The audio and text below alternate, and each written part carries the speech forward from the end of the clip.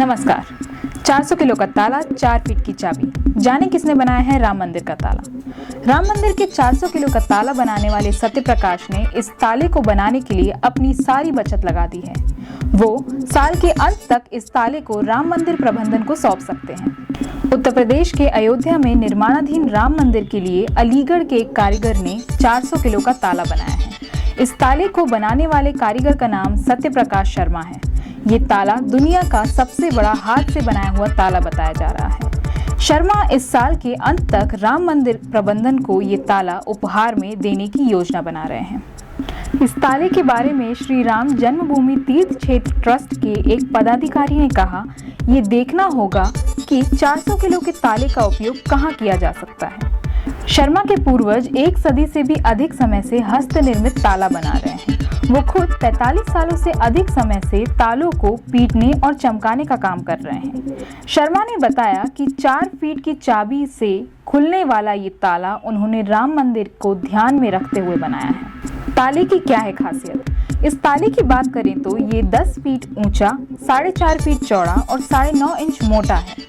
साल की शुरुआत में भी इस ताले को अलीगढ़ में हुई वार्षिक प्रदर्शनी में प्रदर्शित किया गया था। अब शर्मा इस ताले में मामूली संशोधन करने और इसकी सजावट में लगे हुए हैं।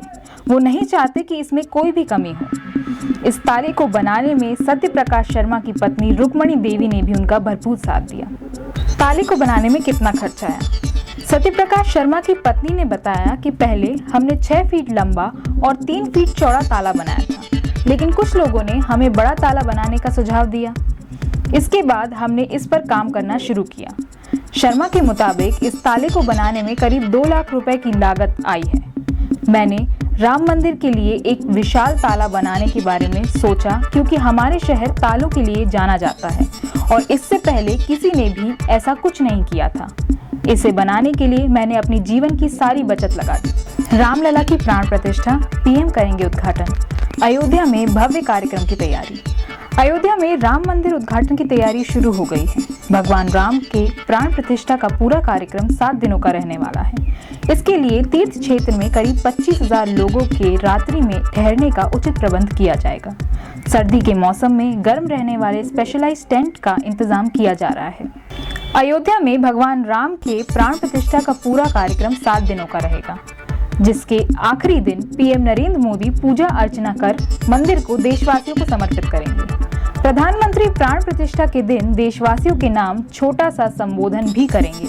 पीएम के संबोधन से पहले संघ प्रमुख मोहन भागवत, महंत नृत्य गोपाल दास और यूपी के सीएम योगी आदित्यनाथ भी वहां मौजूद लोगों को संबोधित करेंगे। राम जन्मभूमि तीर्थ क्षेत्र के सूत्रों के मुताबिक प्राण प्रतिष्ठा के दिन अयोध्या में कोई पब्लिक मीटिंग आयोजित नहीं होगी। वैसे तो 16 से 24 जनवरी के बीच अयोध्या में प्राण प्रतिष्ठा होना तय है, मगर तिथि पर अंतिम निर्णय प्रधानमंत्री के समय की उपलब्धता के हिसाब से तय होगा। प्राण प्रतिष्ठा आयोजन के दिन आरएसएस के सभी 36 संगठन के लोग मौजूद रहेंगे। संघ संचालक समेत अन्य वरिष्ठ अधिकारी मौजूद रहेंगे। इसके साथ ही बीजेपी के अलावा अन्य दूसरे दलों के लोगों को भी बुलाने पर चर्चा की जा रही है, लेकिन गैर बीजेपी राजनीतिक दलों से उन्हीं नेताओं को आमंत्रित किया जाएगा जिनके कार्यक्रम में आने की पूरी गारंटी होगी। राम जन्मभूमि तीर्थ क्षेत्र सूत्रों के मुताबिक प्राण प्रतिष्ठा मंदिर परिसर में ही होगा, जहां कोई मंच नहीं बनेगा और न ही कोई मेज रखा जाएगा। मंच में सिर्फ गणमान्य लोगों की सीमित कुर्सियां रखी जाएंगी। प्राण प्रतिष्ठा के दिन सीमित लोगों को ही आमंत्रित किया जाएगा। 5,000 के आसपास कुल आमंत्रित सदस्य हो सकते हैं। प्राण प्रतिष्ठा के दिन और 1 महीने तक रामलला के दर्शनाभिलाषियों की भीड़ को कंट्रोल करना एक बड़ी चुनौती होगी। इसके लिए 26 जनवरी के बाद राज्यवार लोगों के लिए तिथि अलॉटमेंट किया जाएगा। दिए हुए तिथि के हिसाब से देश के अलग अलग राज्यों के लोग अयोध्या पहुंच रामलला का दर्शन कर सकते हैं। रामलला के दर्शन के लिए दक्षिण भारत के राज्यों से आने वाले श्रद्धालुओं को फरवरी में तिथि अलॉट की जाएगी।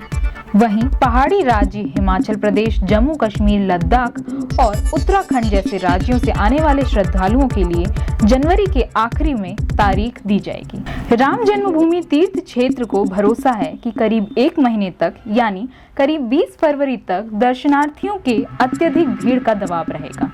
इसके बाद श्रद्धालुओं की संख्या सामान्य हो जाएगी। प्राण प्रतिष्ठा की तिथि से लेकर अगले 1 महीने तक श्रद्धालुओं के खाने पीने की कोई दिक्कत ना हो, इसके लिए 10 से 15 जगह निःशुल्क भोजन की व्यवस्था की जाएगी। अयोध्या के सभी 3000 मंदिर में भंडारा चलाने की अपील राम जन्मभूमि तीर्थ क्षेत्र करेगा। इन सभी श्रद्धालुओं के लिए रात्रि विश्राम और सोने के लिए समुचित छत का इंतजाम भी किया जाएगा। श्रद्धालुओं को पूरे अयोध्या और फैजाबाद के हर एक चौक चौराहे से प्राण प्रतिष्ठा को दिखाने के लिए नगर निगम द्वारा बड़े बड़े जाइंट स्क्रीन पूरे शहर में लगाए जाएंगे। इसके साथ समूचे देश के करीब 5 लाख मंदिरों में भी स्क्रीन लगाए जाएंगे, जिससे प्राण प्रतिष्ठा का भव्य और ऐतिहासिक कार्यक्रम गांव-गांव, गली-गली में देखा जा सकेगा। प्राण प्रतिष्ठा को आम आदमी से जोड़ने के लिए राम जन्मभूमि तीर्थ क्षेत्र लोगों से अपील करेगा कि हर एक सनातनी अपने अपने घर के बाहर चौखट पर कम से कम 5 दीपक जलाएं। राम जन्मभूमि तीर्थ क्षेत्र के महासचिव चंपत राय का कहना है कि गर्भगृह में भगवान राम की मूर्ति की स्थापना का काम CBRI की देखरेख में किया जा रहा है, जिसको साइंटिफिक और आध्यात्मिक महत्व के हिसाब से बनाया और स्थापित किया जाएगा। चंपत राय ने बताया है कि भगवान राम की मूर्ति के पैर की उंगलियों से लेकर मस्तक तक ऊंचाई 51 इंच रखी गई है, जो सिर और बाल की सजावट के बाद करीब 55 इंच होगी।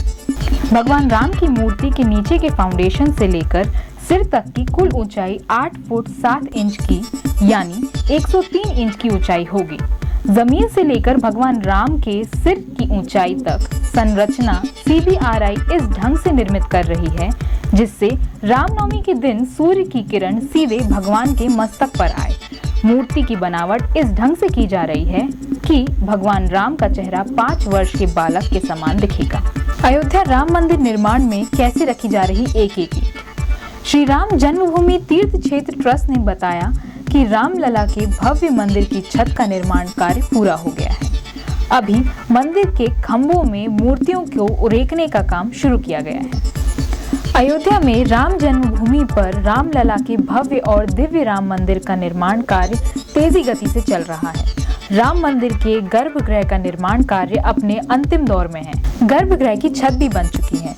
नक्काशीदार पत्थरों को गर्भगृह में उनके यथास्थान स्थापित कर दिया गया है। गर्भगृह गुड़ी मंडप के साथ साथ गर्भगृह के परिक्रमा पथ को भी तैयार कर लिया गया है।